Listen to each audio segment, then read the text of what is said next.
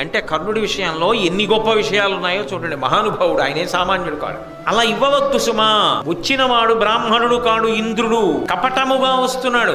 నీ కవచ కుండలముల కోసమే వస్తున్నాడు, నీ ప్రాణం తీయడం కోసమే వస్తున్నాడు. అంటే ఆయన ఉద్దేశం ఏమిటి తీసుకోవడంలో? నువ్వు చనిపోవాలని కదా వస్తున్నాడు. కాబట్టి నీ చావు కోరి వస్తున్నవాడు నీకు నీ దగ్గర దానం అడగగలిగిన మిత్రుడు ఎందుకు అవుతాడు? నీ క్షేమమును కోరిన వాడు ఎందుకు అవుతాడు? అందుకే నిర్ద్వందముగా ఇవ్వనని చెప్పేశాయి అని సూర్యుడు చెప్పేశాడు. చెప్పేస్తే కర్ణుడు అన్నాడు సూర్యుడి వంక తిరిగి, నాకు ఒక వ్రతం ఉన్నది, నాకు ఒక ప్రతిజ్ఞ ఉన్నది. నేను ప్రతిరోజు కూడా అనుష్ఠానం చేసుకుని వచ్చి ఇంట్లో సూర్యోపాసన పూర్తి చేసే లోపల ఇంటి ముందుకి ఎంతమంది బ్రాహ్మణులు వచ్చి నిలబడతారో ఆ వచ్చి నిలబడిన వారు ఎవరు ఏది అడిగితే వాళ్ళ మాట కాదనకుండా నా శక్తి కొలది దానం చేస్తాను అని నా నియమం. నాకున్న సహజమైన కవచ కుండలములను ఇవ్వగలిగినది నా శక్వను అని ఎలా అనగలను?